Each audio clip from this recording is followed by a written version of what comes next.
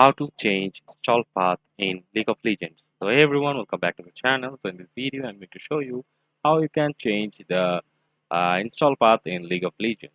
So if you did not install League of Legends, so you can just simply open a tab and search for League of Legends, and you'll have to click on the official website, and you just have to download the game from here.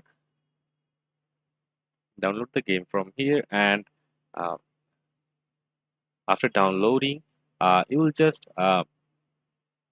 click on the installer, and after clicking on the installer, you can see there the advanced options are under the install button. So you have to click on there, and as you can see, it's the install path option, and here as you can see it's on the E file and write game. So you can just click on here and select another folder where you can install the League of Legends, and that's how you can change the install path of League of Legends. And that's it for the video. See you on the next one.